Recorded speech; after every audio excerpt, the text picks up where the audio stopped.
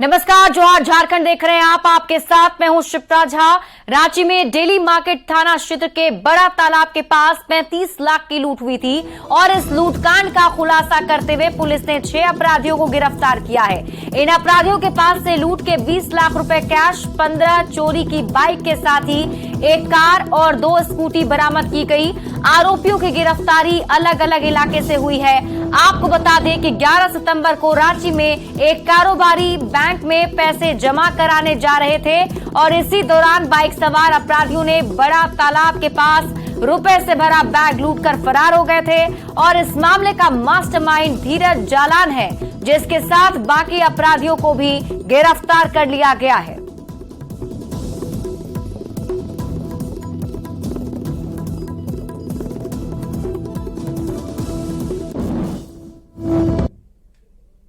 एक एसआईटी का गठन किया गया और साथ साथ में हमारे तकनीकी शाखा के जो भी हमारे कर्मी हैं उनके द्वारा काफ़ी मेहनत करके इस केस का डिटेक्शन आज हम लोगों ने किया। कुल 35 लाख रुपए के लूट में कुल हम लोग 20,10,000 रुपये हम लोग के द्वारा आज रिकवर कर दिया गया है। साथ साथ में बताना चाहते हैं कि कुल मिला के धीरज जालान उनके साथियों के माध्यम से गुमला जिला, लोहरदगा, छोटी, रामगढ़, हजारीबाग, रांची में कुल अभी तक हम लोग को जो है कांड में अपनी संलिप्तता इन लोग के द्वारा स्वीकार किया गया। और चाईबासा के टूंटू में आईडी ब्लास्ट में शहीद जवान राजेश कुमार को सीआरपीएफ 133 कैंप में श्रद्धांजलि दी गई। राज्यपाल सीपी राधाकृष्णन, सीएम हेमंत सोरेन, राज्य के मुख्य सचिव, डीजीपी सहित अन्य अधिकारियों ने जवान के पार्थिव शरीर पर श्रद्धांजलि अर्पित की और इस मौके पर राज्यपाल सीपी राधाकृष्णन ने जवान की शहादत पर दुख जताया। उन्होंने कहा कि सीएम के साथ बातचीत कर झारखंड से नक्सलियों के खात्मे की योजना बनेगी। वहीं सीएम हेमंत सोरेन ने कहा कि नक्सलियों के खिलाफ अभियान में जवान ने शहादत दी है और ये बलिदान बेकार नहीं जाएगा। We are continuously in touch with the CM. CM and me are continuously consulting with each other. Soon there will be a big plan will be taken place and that will get implemented. We both, me and as well as the CM is sure that Naxalism will be rooted out from Jharkhand soon. हमारे जवानों ने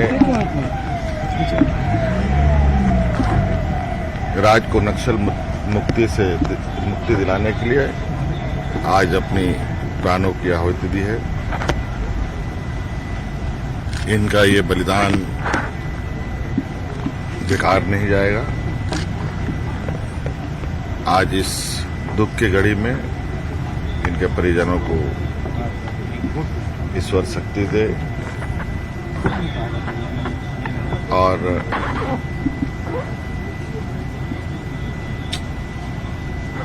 जो मुहिम है इस mission पर हम सब लगे हैं, ये मिशन कामयाब है।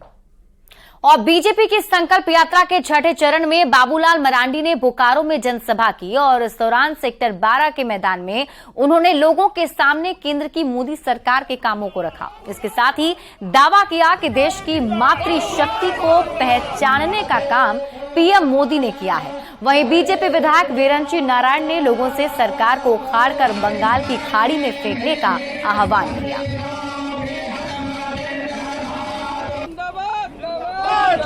और भारत भूमि में तो हम अभी नवरात्रा आ रहा है ना, हम लोग नव दुर्गा की हम लोग आराधना करते, शक्ति की पूजा करते।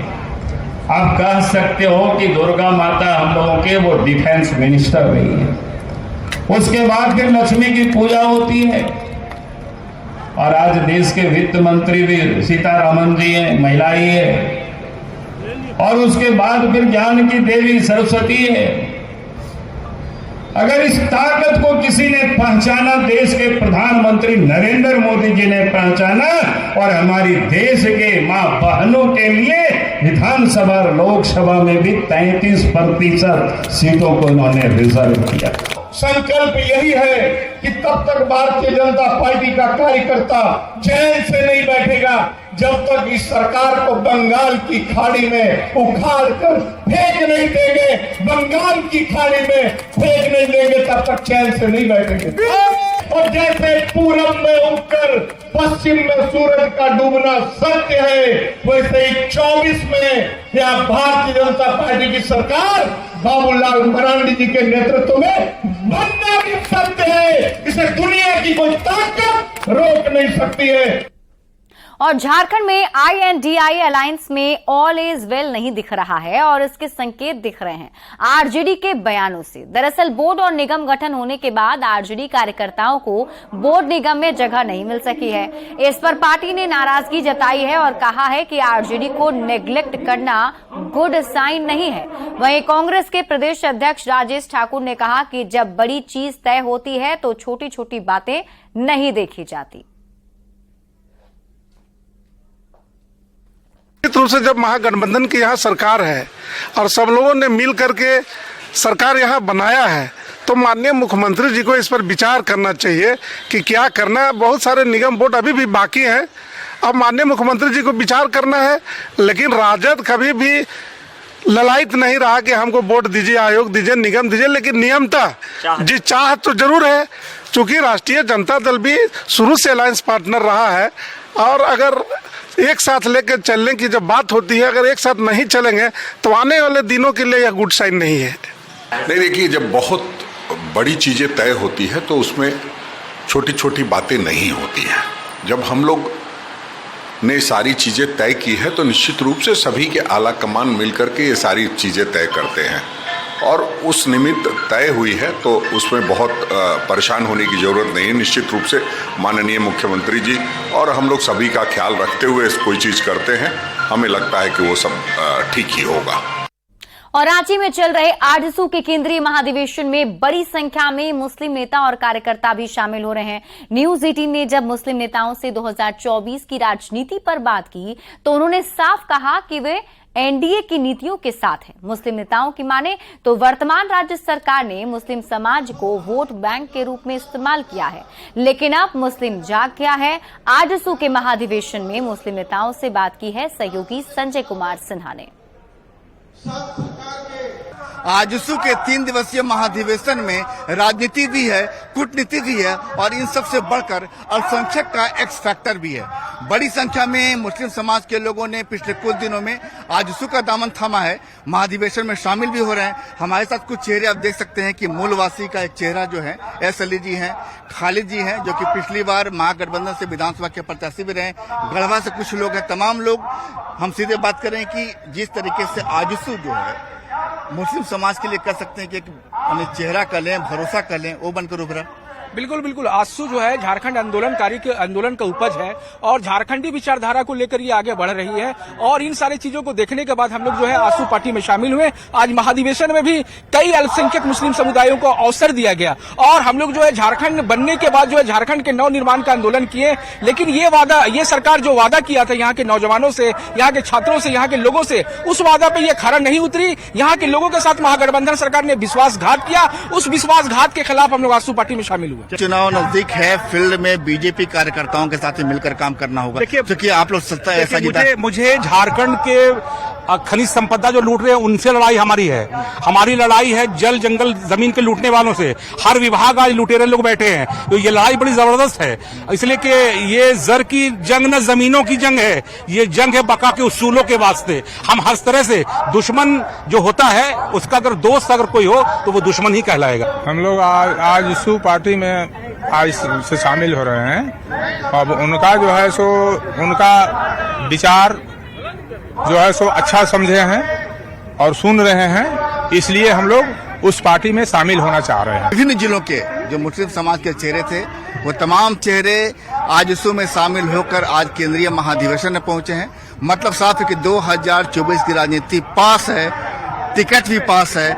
अपना जो कहते हैं कि जो उनकी संभावना नजर आ रही है, जिसलिए वो पार्टी में शामिल हुए हैं, तमाम चीजों की स्थिति यहाँ केंद्रीय महाधिवेशन में नजर आ रही है। लिहाजा 2024 की राजनीति इस केंद्रीय महाधिवेशन में बढ़ चढ़कर दिख रही है।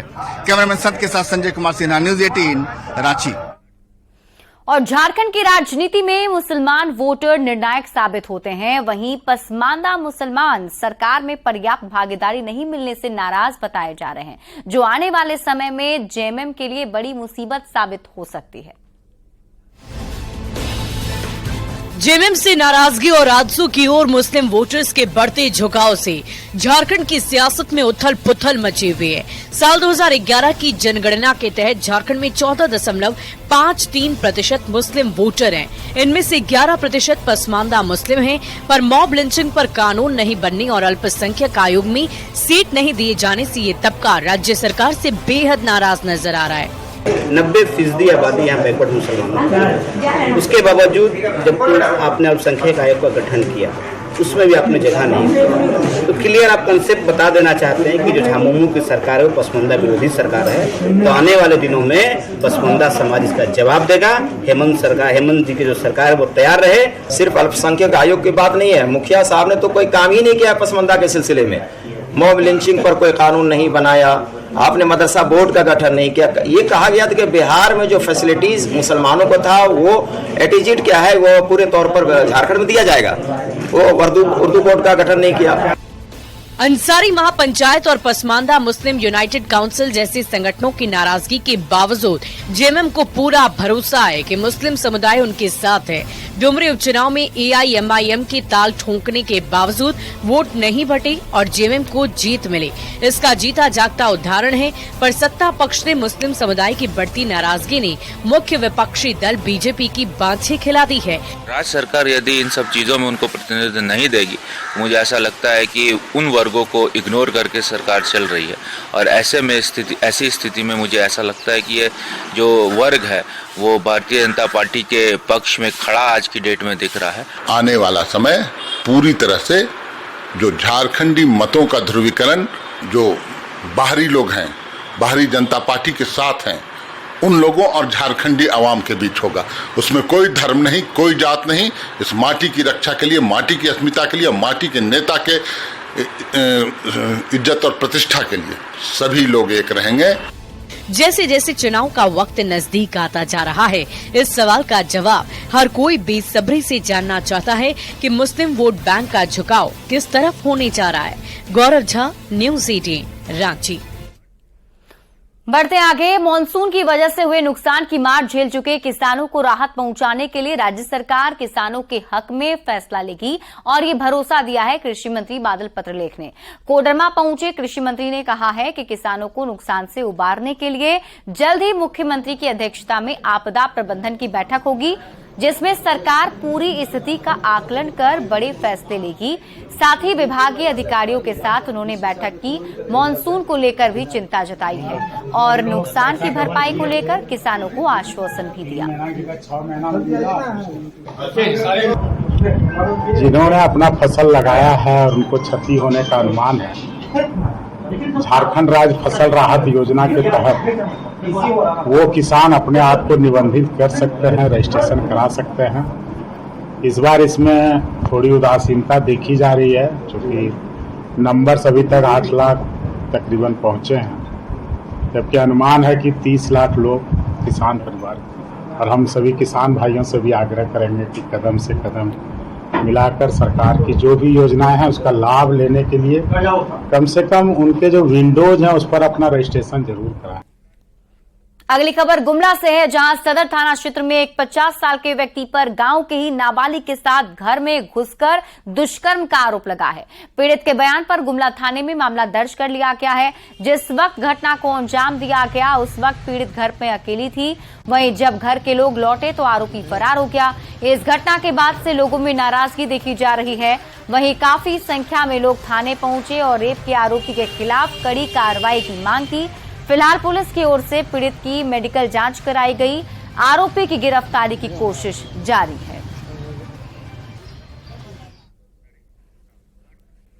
धनबाद में आदिवासी समाज की लड़कियां दरिंदों के निशाने पर है। 2 साल पहले आदिवासी किशोरी के दुष्कर्म के बाद हत्या कर दी गई थी, लेकिन आज तक आरोपियों की गिरफ्तारी नहीं हो सकी है। वहीं 23 सितंबर को भी किशोरी से दुष्कर्म किया गया था। इन मामलों को लेकर सोनोत संथाल समाज के बैनर तले आदिवासी समाज के लोगों ने आक्रोश रैली निकाली।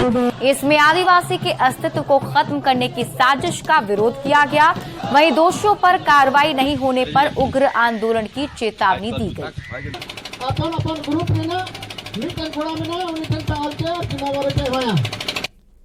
सरकार सरकार को हम यही संदेश देना चाहते हैं कि आदिवासी को कमजोर न समझे। आदिवासी जो है आदिवासी देश का मान है, सम्मान है। आदिवासी बेटी को बचाना है, आगे बढ़ाना है, इसके लिए सरकार पहल कर रही है। इसलिए जो है हम लोग जो है आज का जागरूकता रैली है, इसके माध्यम से सबको हम लोग ये करना चाहते हैं। तो व्यक्ति जिस घटना को अंजाम देता है विशेषकर तो उसको सोचना है। सरकार उस पर जुल्म लगाने के प्रयास तो करती है, लेकिन है कि अब जो आदमी का जो मानसिकता रहता है उसको तो सरकार भी जितना चाहे चेंज नहीं कर सकती है, लेकिन इतना है किसी को अगर सजा मिल जाए तो व्यक्ति का मन में ये बैठ जाएगा कि नहीं हम कुछ गलती करेंगे तो हम भी सजा का हकदार बनेंगे, और सजा मिलने से एक डर पैदा हो जाता है किसी का मन में। तो आने वाला पीढ़ी में ये एक सबक हो जाएगा कि यहाँ के कुछ विधायक के कुछ लोगों ने, मैं साफ साफ कहना चाहता हूँ, विधायक के कुछ लोगों ने उस केस को मैनेज करने का काम किया। चर्चित नेशनल शूटर तारा शाहदेव के मामले में कल रांची सीबीआई का बड़ा फैसला सामने आया है।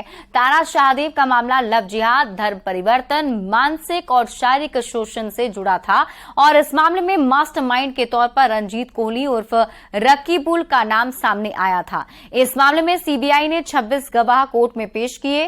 रांची से अधिक जानकारी दे रहे हैं न्यूज 18 संवाददाता अविनाश कुमार।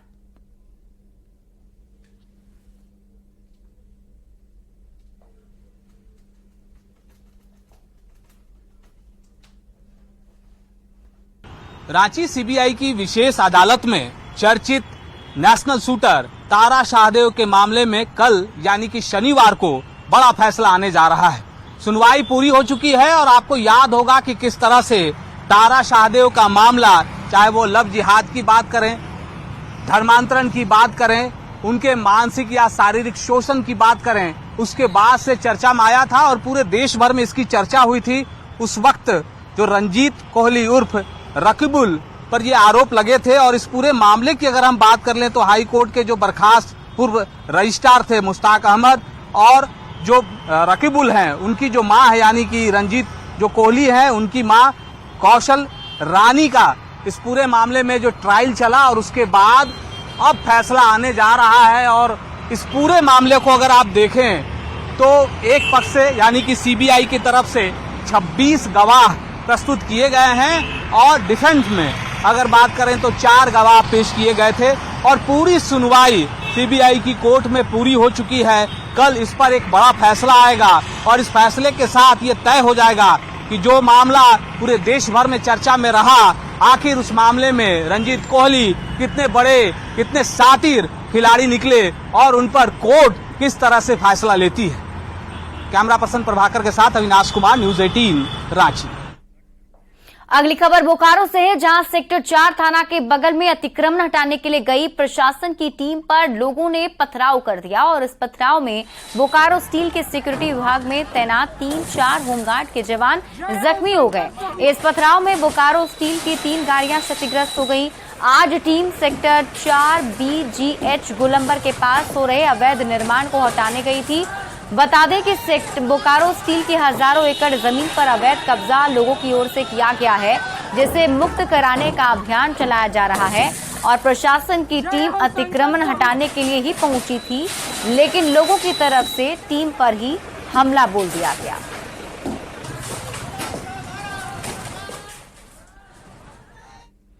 हजारीबाग बड़कागांव प्रखंड के गोंदलपुरा पंचायत के मुखिया संघ सचिव वासुदेव यादव को जान का डर सता रहा है। इसे लेकर उन्होंने डीसी को आवेदन सौंपा है, जिसमें सुरक्षा की गुहार लगाई गई है। मुखिया ने बताया कि पंचायत समिति सदस्य मोहन महतो की बीते 13-14 सितंबर को अगवा कर हत्या कर दी गई थी। साथ ही 3 प्रमुख कोयला खनन कंपनियों का कोयला उत्पादन से जुड़ा काम करने और अज्ञात लोगों की ओर से लेवी वसूलने का विरोध करने की वजह से उनकी जान को खतरा है।